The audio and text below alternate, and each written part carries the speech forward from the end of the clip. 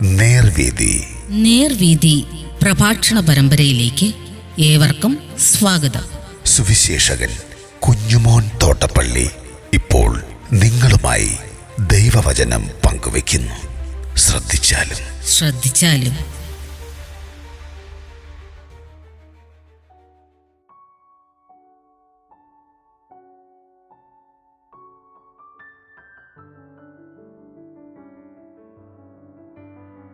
തോമസിനായുള്ള പ്രത്യക്ഷത.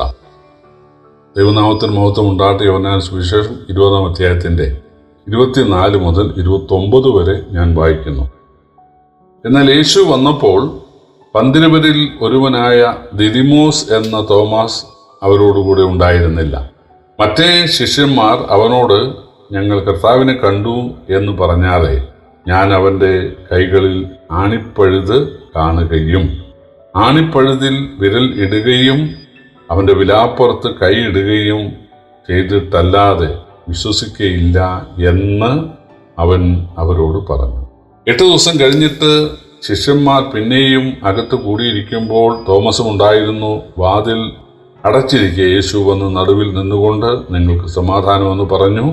പിന്നെ തോമസിനോട്, നിന്റെ വിരൽ ഇങ്ങോട്ട് നീട്ടി എൻ്റെ കൈകളെ കാണുക, നിന്റെ കൈ നീട്ടി എൻ്റെ വിലാപ്പുറത്ത് ഇടുക, അവിശ്വാസിയാകതെ വിശ്വാസിയായിരിക്കുക എന്ന് പറഞ്ഞു.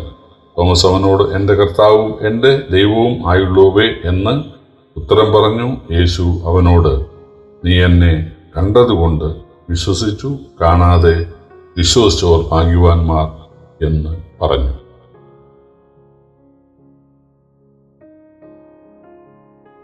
കർത്താവായ യേശുക്രിസ്തു ആ വാതിലടച്ച മുറിയിൽ പ്രത്യക്ഷപ്പെട്ട സമയത്ത് തോമസ് ഇല്ലായിരുന്നു. തോമസ് വളരെ ധൈര്യമുള്ള ആളായതുകൊണ്ടാണ് ഒറ്റയ്ക്ക് പുറത്തിറങ്ങി നടക്കാനിടയായത്. ഒരുപക്ഷെ അവർക്ക് വല്ല ഭക്ഷണ സാധനം വാങ്ങിക്കാൻ പോയതായിരിക്കും. പണ്ട് ലാസറിനെ ഉയർപ്പിക്കാൻ യേശു വന്ന സമയത്ത് ഈ തോമസാണ് പറഞ്ഞത്, അവനോടുകൂടി മരിക്കാൻ നമുക്ക് പോകാമെന്ന്. അപ്പോൾ യേശുവിന് വേണ്ടി ജീവിക്കാൻ മാത്രമല്ല, മരിക്കാനും തോമസിന് മനസ്സുണ്ടായിരുന്നു. ധീരനായിരുന്നു തോമസ്. അതുകൊണ്ട് ഇപ്പോൾ തോമസ് പുറത്തു പോയിരിക്കുകയാണ്. തീർച്ചയായിട്ടും അത്യാവശ്യമുള്ള എന്തോ കാര്യത്തിനാണ്. അതിനുള്ള ധൈര്യമുള്ള ആളായിരുന്നു തോമസ്. തോമസ് വന്നപ്പോൾ ശിഷ്യന്മാർ പറഞ്ഞു, ഞങ്ങൾ അവനെ കണ്ടു. അപ്പോൾ തോമസ് പറയുകയാണ്, ഞാൻ അവൻ്റെ കയ്യിലെ മുറിവുകളും ചങ്കത്തെ മുറിവുകളും കണ്ട് അതിൽ സ്പർശിച്ച് ഉറപ്പുവരുത്തിയാലേ ഞാൻ വിശ്വസിക്കുകയുള്ളൂ. യേശുവിൻ്റെ മുറിവുകൾ അവർ കണ്ടു എന്ന് ശിഷ്യന്മാർ പറഞ്ഞില്ല. പക്ഷേ യേശുവിന് ആ മുറിവുകൾ ഉണ്ടായിരിക്കും എന്ന് തോമസിന് വിശ്വാസം ഉണ്ടായിരുന്നു. കാരണം പഴയ നിയമത്തിൽ സങ്കീർത്തനത്തിൽ എഴുതിയിട്ടുണ്ട്, അവർ എൻ്റെ കൈകളെയും കാലുകളെയും തുളച്ചു. അതുപോലെ അവർ കൃത്യമെങ്കിലേക്ക് നോക്കുമെന്ന് പ്രവചനമുണ്ടായിരുന്നു.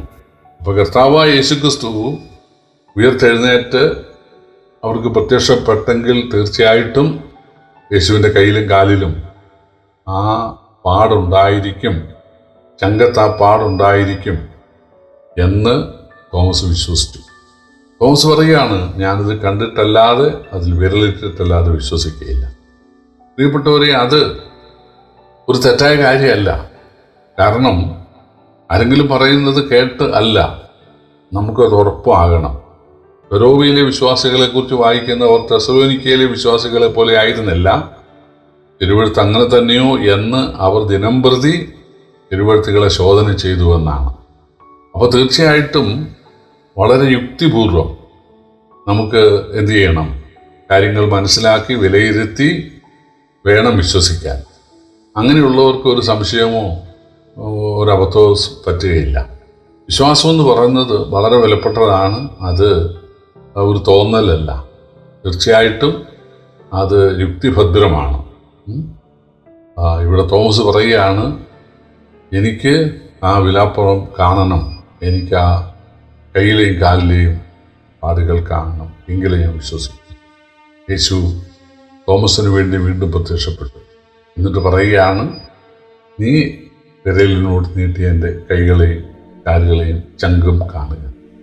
പ്രിയപ്പെട്ടവരെ, എങ്ങനെ യേശു ഇതറിഞ്ഞു? ആരും യേശുവിനോട് ചെന്ന് പറഞ്ഞില്ല, തോമസ് ഇങ്ങനെ പറഞ്ഞില്ല. യേശു സർവജ്ഞാനിയായ ദൈവമാണ്. സർവ്വവ്യാപി ആയതുകൊണ്ടാണ് കതകടച്ചിരിക്കുന്ന മുറിയിൽ കതവ് തുറക്കാതെ കയറാൻ സാധിച്ചത്. സർവജ്ഞാനി ആയതുകൊണ്ടാണ് തോമസ് ഇങ്ങനെ പറഞ്ഞത് യേശുവിന് മനസ്സിലായത്. പ്രിയപ്പെട്ടവർ, യേശു ദൈവത്തിൻ്റെ മനുഷ്യാവതാരമാണ്, മനുഷ്യനെ രക്ഷിക്കാൻ വന്നവനാണ്, മനുഷ്യൻ്റെ നരകം നമുക്ക് പകരം ഏറ്റവനാണ്, ഉയർത്തി ജീവിക്കുന്നവനാണ് എന്നുള്ളതിന് വേറെ തെളിവുകളുടെ ഒന്നും ആവശ്യമില്ല. പക്ഷേ തോമസ് അവിടെ സ്പർശിക്കാനൊന്നും പോയില്ല. അത്രമാത്രം എന്നെ സ്നേഹിച്ചല്ലോ, സർവജ്ഞാനിയായ കർത്താവ് ഞാൻ പറഞ്ഞത് അറിഞ്ഞല്ലോ, എനിക്ക് വേണ്ടി ഒന്നുകൂടെ പ്രത്യക്ഷപ്പെട്ടല്ലോ. ആ സന്തോഷത്തിൽ തോമസ് പറയുകയാണ്, എൻ്റെ കർത്താവും എൻ്റെ ദൈവവുമേ. യേശു പറഞ്ഞില്ല, അയ്യോ അങ്ങനെ എന്നെ വിളിക്കരുത്, ഞാൻ ദൈവമല്ലല്ലോ എന്ന് യേശു പറഞ്ഞില്ല. തീർച്ചയായിട്ടും യേശു ദൈവമായതുകൊണ്ടാണ് തോമസിൻ്റെ ആ സംബോധന സ്വീകരിക്കുവാനിടയായത്. പ്രിയപ്പെട്ടവരെ, യേശു ദൈവത്വത്തിലെ പുത്രൻ തമ്പുരാനാണ്.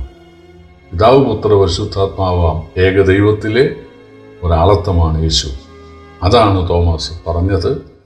യേശു അതിനെ ശരിവെക്കുകയും ചെയ്തു.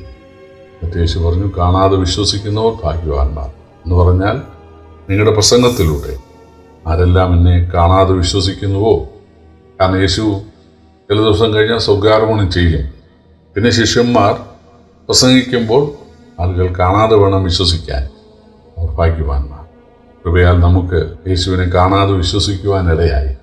നാം യേശുവിനെ അനുഭവിക്കുന്നു, ആസ്വദിക്കുന്നു. യേശു നമ്മളെ വഴി നടത്തുന്നു.